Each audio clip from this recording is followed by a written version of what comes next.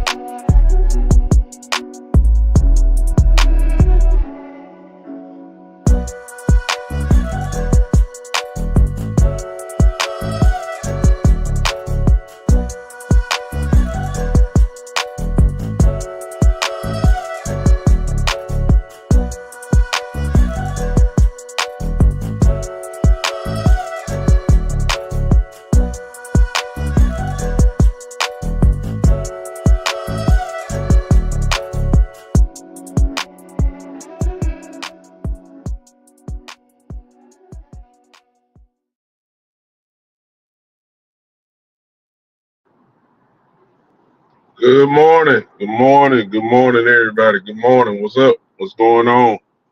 Welcome to the ride. The big time show is in the house again.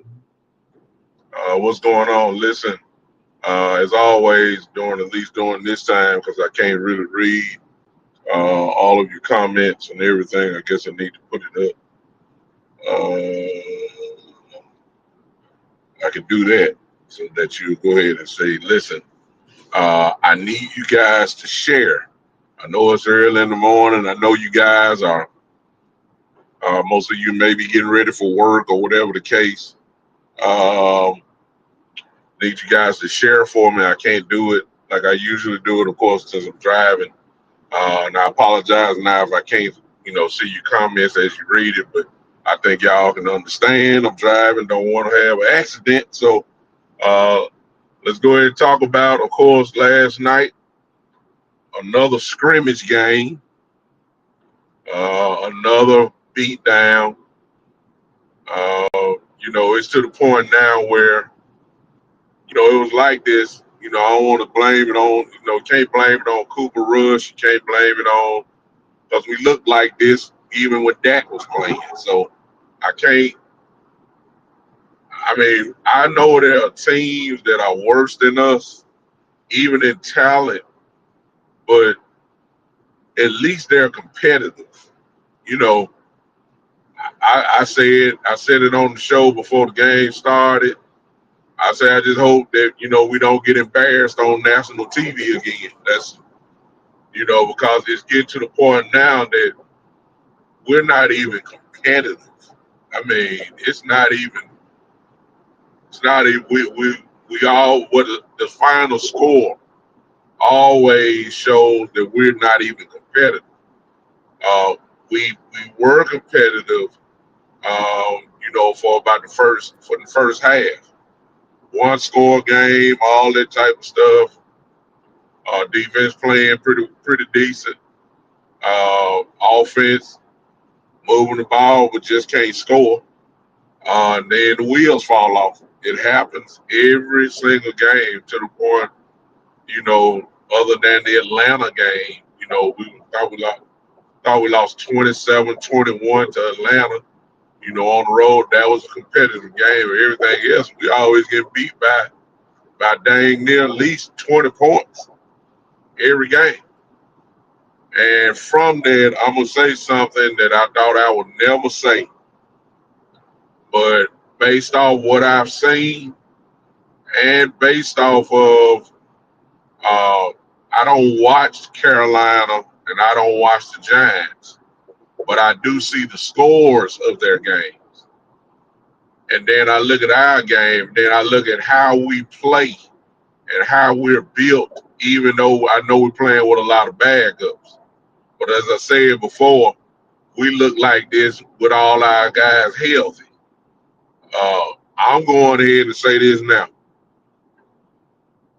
Based as of right now, whatever week we in, we are the worst team in the NFL. Yeah. I never thought at the beginning of the year that those words would come out of my mouth, but I mean, Carolina is not better than us, but Carolina plays harder than us. The Giants are not better than us, but they play hard. They find a way to stay competitive. Oakland, or Las Vegas Raiders, I'm sorry. The Las Vegas Raiders score points. They may not have too much of a defense, but they score. They have a tight end, and dang, they gets 200 yards receiving last week. Where they got a wide receiver that gets about 100 yards. The quarterback is a gunslinger. They got a running game. They just don't have a good defense. But the Raiders score. Man, we can't score nothing. I mean, it's almost like the Cowboys are allergic to the end zone. I'm serious. Y'all go ahead and share for me if you don't mind, and hit those like buttons for me as well. If you don't, I can't share like I need to, so I need guys to share for me. Appreciate all you guys coming with me this morning. We can't score, man. We can't score. I mean, Brandon Aubrey is the best offensive player that we have. Well, I ain't gonna say that. We got players that do well offensively, but our scoring is been really Brandon Aubrey. I thought I saw a stat last night that we got 3 touchdowns in the last 3 games at home. Just 3. In the last 3 games, we only have 3 touchdowns. That's ridiculous. You can't win if you don't score. I mean, so we can't stop nobody. Then we can't score against anybody. And I'm talking about we are consistent with it. So I'm going to say it again. For those that may just popped in, look, we are, I mean, please make a case for me if I'm wrong. But what does your eye test show? My eye test is saying that we are the worst team in the NFL. If you score 10 points against us, the game is over. I'm serious. We can't score. We can't score. We can't score. We can't do anything. Now let's get separate with this thing. First of all, I'm done. Mike McCarthy should have not even went to the shower last night after the game. Mike McCarthy, they should have had security escort him out of the building last night. Jerry should have met him at the door since he liked to walk around and talk and all that kind of stuff. Jerry Jones should have met Mike McCarthy at the entrance of the door and say, "Hey, man, listen, we appreciate your service. Thank you for those 3 wonderful years. Didn't get it done, but we were mighty relevant. We went to the playoffs 3 straight years. That's something kind of unusual for the Cowboys. So, in this latter years, we thank you for your time, but your services are no longer needed. We'll get with you tomorrow to make sure that everything's right with the rest of the contract, and you'll get paid, obviously, for your contract. But we don't need your service." He should have met him there. I'm gonna tell you why, man. Mike McCarthy, man, is full of mess. He get up every week and talking about we need to run the ball, we need to run the ball. At halftime, it was a 1-score game. At halftime, it was a 1-score game. But Cooper Rush had already threw the ball 20, I think 8 times in the first half, and Rico Dow only had, I believe, six. We're talking about, I think it was 6 or 8 carries in the first half. Are you kidding me? That's all I need to know.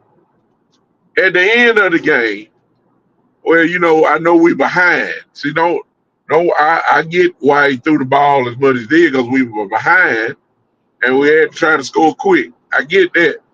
But why in the world is Cooper Rush throwing the ball 28 times in the first half? And my running back has only got the ball somewhere between 6 to 8 times? I don't understand that. I don't understand it, y'all. I don't understand it. For a guy who knows you got to run, and I don't want to hear, I'm serious, y'all. I don't want to hear about, well, the offensive line is playing, it's bad and all that type of stuff, and you can't run the ball. That very well may be true in some aspects.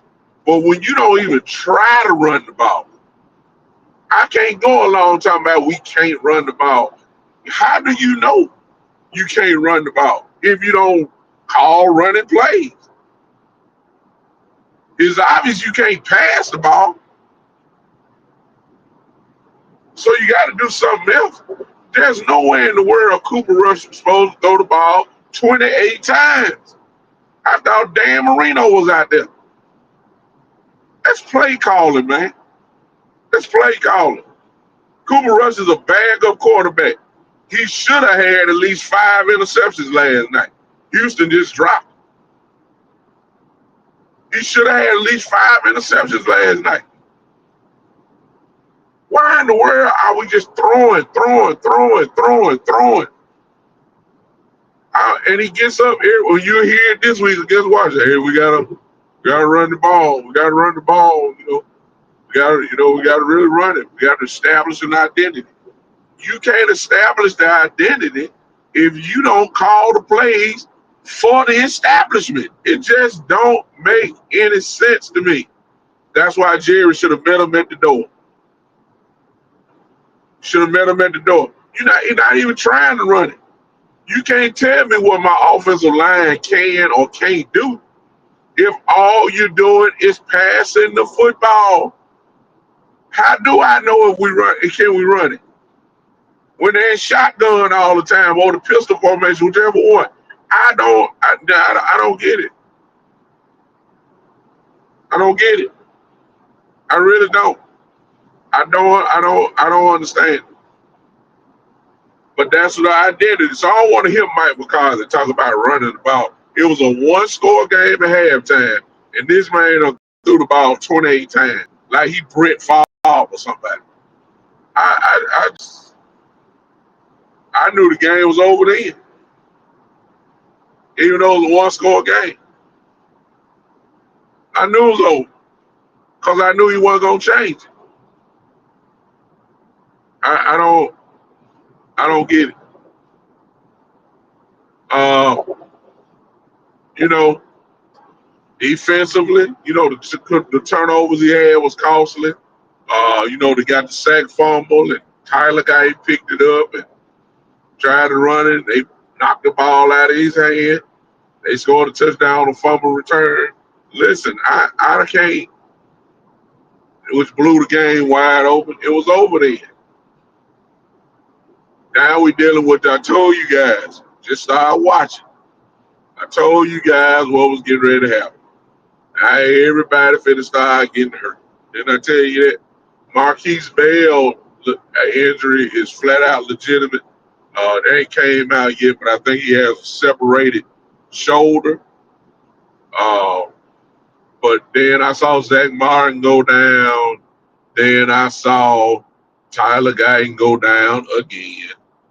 And I'm sitting here saying, like, there's nowhere in the world these guys, you might get one game. We got 3 games in 12 days or something like that. So you already know, I can already tell you, Zach Martin, they got to give him a rest. Well, ain't nowhere in the world he can play the next 2. He can play against Washington and then come back on Thanksgiving, play against the Giants the way he walked off the field. There's just no way. So expect Zach Martin to be out at least one of these games. At least one. He might be out for both. Tyler Guyton been hurt all year, so what else is new about him? So the offensive line, shoot, if you think they done threw before, just like Timo just said, I can see your comment, Timo. Timo said, man, he threw 55 times. Like, who is he? Who is he? Josh Allen or somebody? I mean, come on. Who is Cooper Rush? I don't know what I get it though, Timo. Like I said, we're behind by 24 points, all that stuff. I get it. Why you passing now? The game is out of reach. You ain't gonna slow the game down. But the key, Timo, I don't know if you just came in, but the key factor was that the Cowboys and the Texans were in a one-score game at halftime. One-score game. And Cooper Rush at halftime had threw the ball 28 times in the first half. That's the number that I'm looking at. Like, why? Why? I get it. In the second half, it will blow out. You got to try to score. I get that. But good God.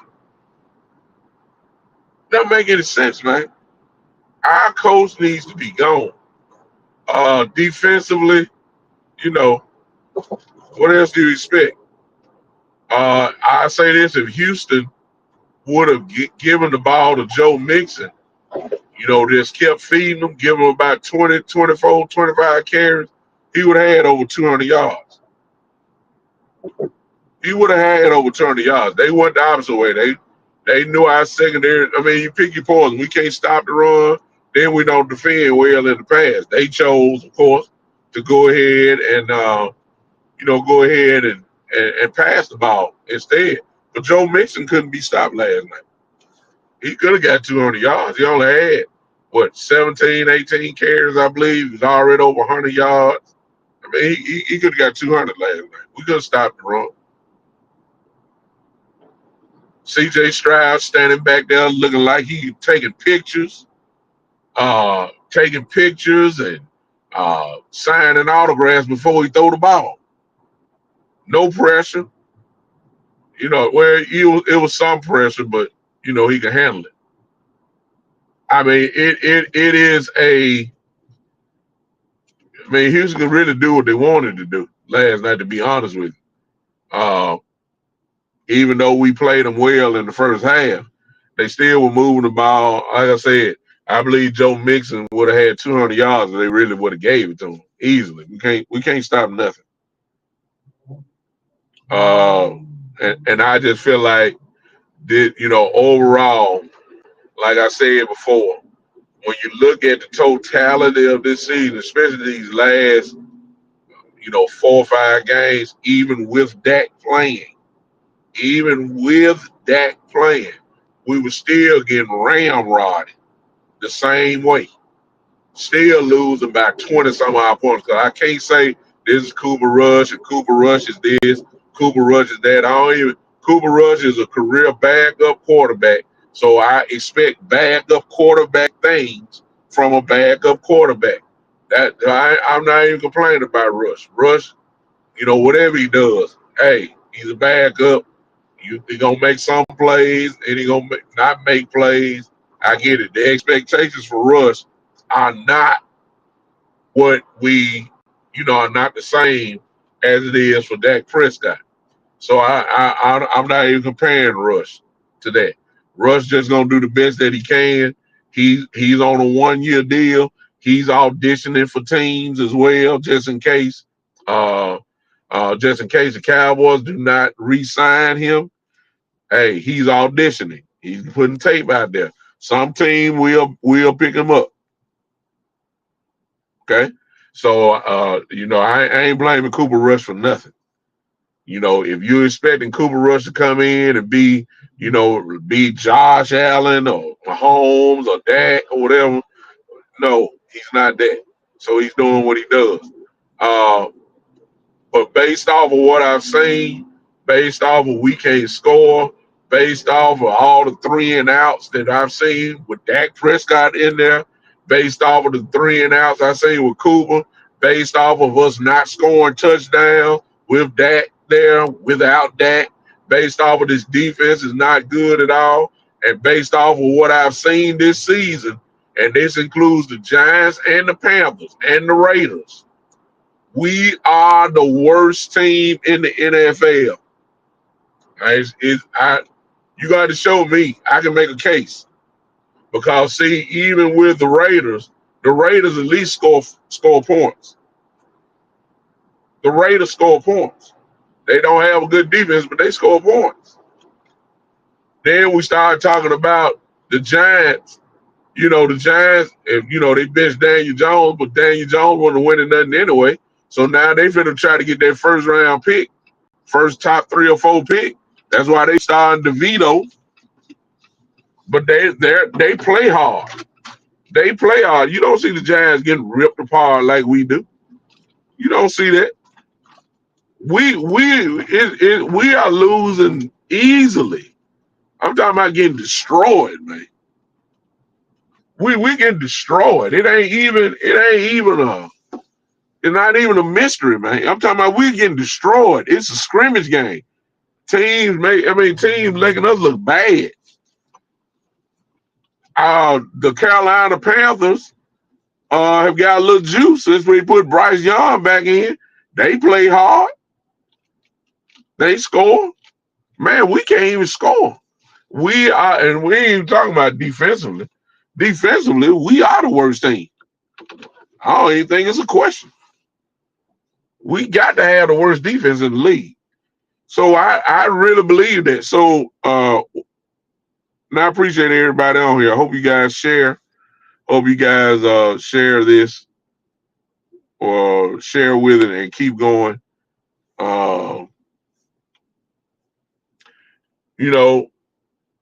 What do you do?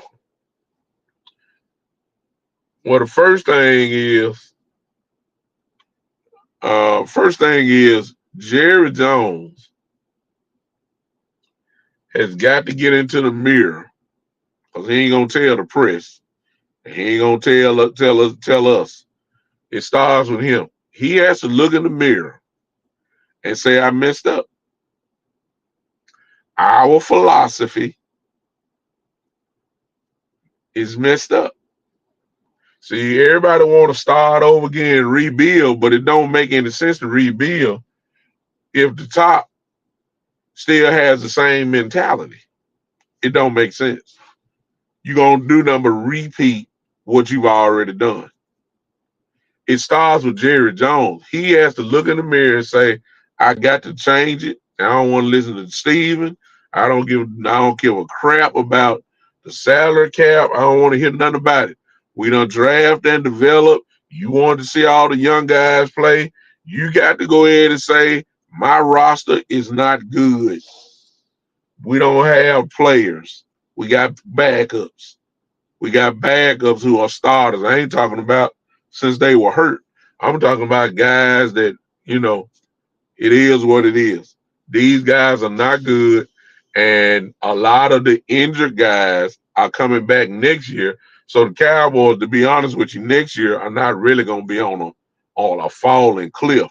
We got a lot of guys that are real good players that will be back next year. And it ain't going to be like this. And I'm talking about even help on the defense. So it starts with Jerry until he says that I messed up. Because, see, Mike McCarthy, in a sense, is going to catch the blade. He going to fall on the sword, and everybody know it. And then you're going to try to see Mike McCarthy can fall on the sword. But if Jerry and Steven got the same mentality, draft and develop, and we're gonna have, and that's the excuse they're gonna use next year. They're gonna be saying, our guys are injured, and let's see what happens if all our guys are there. See, that you already know that's what they're gonna say. But the mentality is shot. You still have the same problem that you had for the last 8-9 years. You can't stop the run. You still have the same problem. You don't have no defensive tackles. You don't have it. You still want to go year by year by getting a bunch of edge guys who can rush the ball, but you never solidify the middle of the defense with defensive tackles. And this has been a problem for at least the last 9, 10 years. When are you going to address the issue? And the answer is not in the draft, contrary to the way that they think. You got to spend some money if you're really serious about winning. You can draft another defensive tackle, but if you really want to win, you need to get some experience. You need to get some experienced guys that know how to plug up a hole and play, that are difference makers, not guys who get a flash in the pan play every now and then. This is the solution. I mean, we can go all the way around.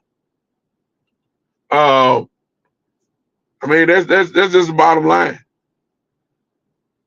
You're gonna have 10 picks, that's fine. You can keep your little draft and developmental program. You can do that. But you need to also go ahead and get some real impact with free agents. They're allergic to that. It costs too much. It's all that. So let's start. Though Jerry Jones has to, until he does that, until Steven does that, we ain't gonna do nothing but repeat the same thing over and over again.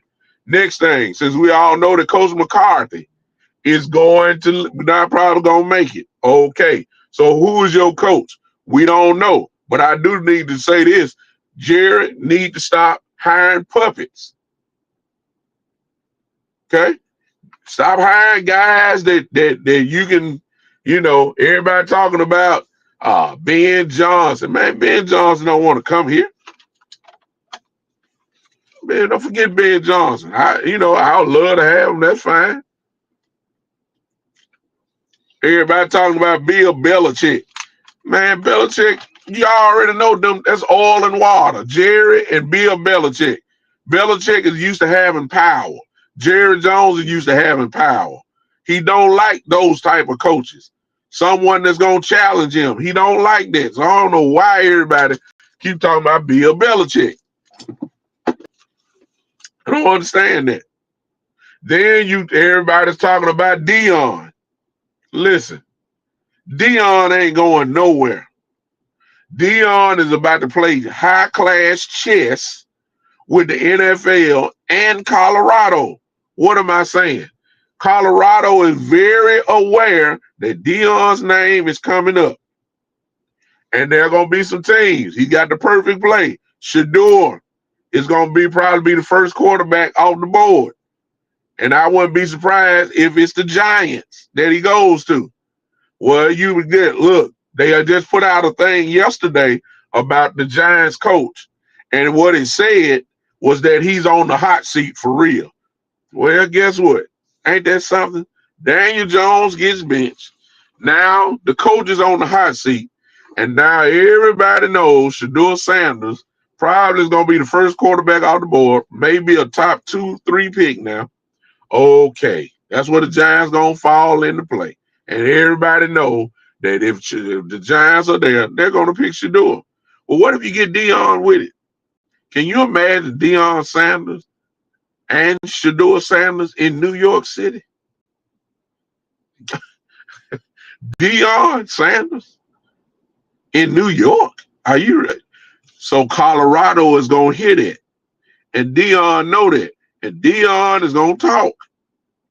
And Deion's going to talk to New York. And he's going to go right back to Colorado and say, the New York Giants have offered me $15 to $20 million to come coach the team. And they're going to draft my son. My son has been coached by me since elementary.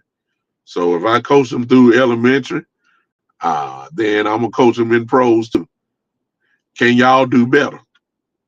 And considering the weight that Colorado has, considering the weight that Deion has in that state and what he's done for the impact of that community, Deion Sanders is Colorado will not let that man walk. He means too much to the city. He means too much to the university. Everything has went up since he's been there. Y'all know the numbers, the impact that Deion Sanders made just by being there. Colorado is going to move heaven and earth to match whatever any NFL team offers him. And then Deion Sanders will be either one of two things. That's why he's going to win, y'all. He's going to be either the highest paid college coach next year, or he's going to be the highest paid NFL coach. He's going to win, y'all. You can hate Deion Sanders all you want. It's called chess, not checkers. It's called driving the price up to get your money. And Deion is going to do that. And Deion is going to produce wherever he goes. I ain't got to say nothing about what he's done in Colorado this year. He is the coach of the year in my book, and that's the bottom line. But I ain't really here to talk about Colorado. It's simple what's going on. So you got to get the coach. So if you're talking about him as the coach, I don't think he coming to the Cowboys. I don't care if Michael Irvin get in his ear and all that type of stuff. Deion likes structure. Deion will tell Jerry Jones, look, if I got a coach, it got to be my way. And Deion going to stand. If he can't have his way, he's going to stay in college. Just that simple. He's earned the right. Deion is a Hall of Fame player. Deion was an NFL player. He know how to win. This ain't winning. What we doing now? Deion will change the culture. Jerry want to change you. Jerry drove the culture down. And he still thinking we're good. We know the culture is fine. No, it's not. You bringing a culture changer. Now, Deion, I don't think he coming to Dallas at all. I don't think he really coming to the NFL. I believe he's going to stay in Colorado with a big raise. That's what I think. Or, I would love him in Dallas, but I doubt it. Now the name everybody talking about now is Mike Vrabel. Great coach. He would be the kind of coach that will change the culture, bring toughness in, and then Jerry still get to do what he want to do because Vrabel really don't do a lot of talking. He's a Bill Belichick's guy. Played with him. Know how it goes.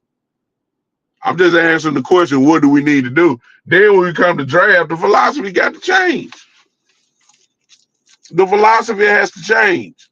You got your 10 picks, pick your best 10, but you're going to need some help from the free agency pool. Hey, after this year, Cowboy fans, for real, after this year, Cowboy fans ain't got time to be waiting and waiting for your development. We ain't got time for that. This team is better than what their record shows, but the spirit is down. I ain't say they quit, but the spirit is down. It ain't no fight. They already know if they go down 10 points, it's over. They know it. They know they don't have the type of offense. They know they can't stop the run. And Jerry and secretly, what the Cowboys have done, Tommy, I believe it's you to ask the question, what can we do? Well, you ain't got to say it, but we know it. You already done shifted toward the draft. So for those that follow me, since I see what they're doing and they're not trying to change it, I'm shifting now to the draft now. It's obvious.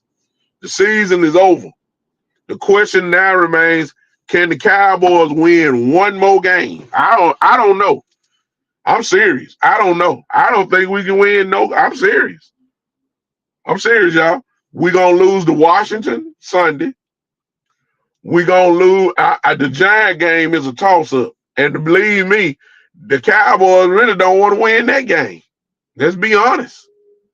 Then another game, we got to play Cincinnati. Cincinnati going to kill us. Then we got to play Carolina at Carolina.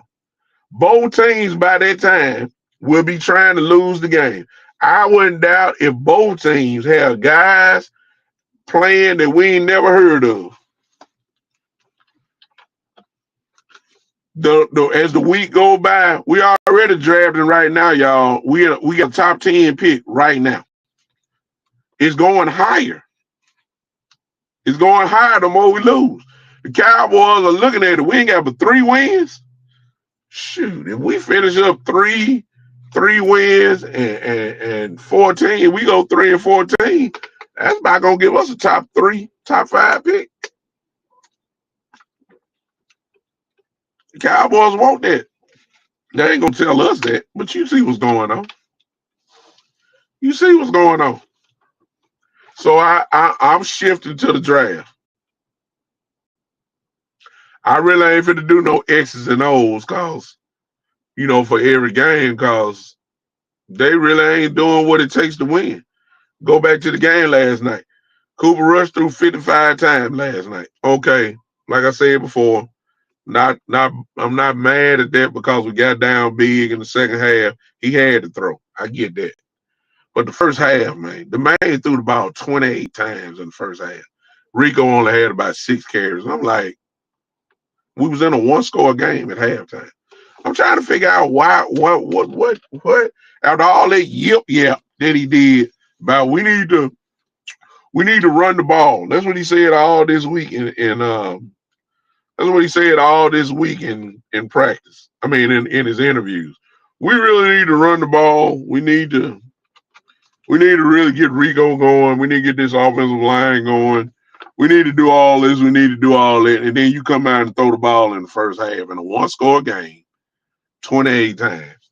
It just don't make any sense at all. And tell me you are a pass-happy guy. You don't want to run the ball because you're not a run the ball type of guy. It's just that simple. That's why he's going to lose his job. And I don't know if it's going to get worse. I think it's going to get worse, y'all. We're not even competitive, y'all. I mean, we getting ripped apart, blowed out. I mean, it's not even. It's a scrimmage game. It really is. And I believe we are in tank mode. So, just go to show you Sunday against Washington. Watch how many guys are not going to play. When you saw Zach Martin go out, Zach Martin is not going to play Sunday. I guarantee it. Tyler Guyton went down again. Tyler Guyton probably not going to play Sunday. So it's going to be another blowout Sunday. Because, see, Washington got something to play for. It's going to be another blowout, and it's getting out of hand. It's getting out of hand. So if they're tanking, I'm not putting the energy to tell y'all about a game plan, how we going to beat Washington when you really ain't trying to beat Washington. I'm not about to do that. Y'all go look at my brothers. Y'all go look at Law and Boss and West Coast and Angry Cowboy fan and Amp and Craven Cowboys and all my people.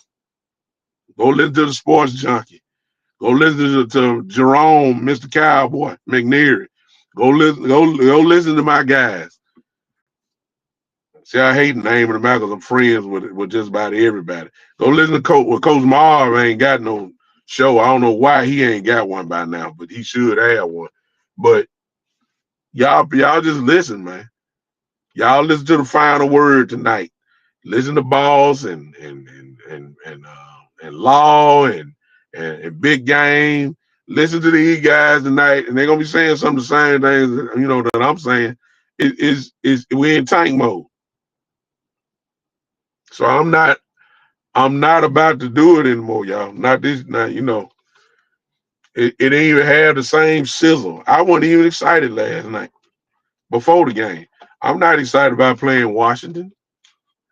I don't understand this Washington versus Dallas, but we ain't got this sizzle. We don't. We don't. So we need to start looking at whoever we draft in the first round with whatever pick we have. That's got to be a home run pick. It's got to be. Now that I will say that's an impact player right off the top. Come in starting. Come in making impact. That person has to be. I will say that. And depending on where we are in the draft, there's a couple names that should be at the forefront. If we are a top 3 or a top 5 pick, there's a name there that we should be investigating real clear. Best player available, like they love to say. I don't give a crap about a lineman in the first round. I don't want to hear about that no more. Get your lineman somewhere else or go sign one. I don't want to hear about this guy.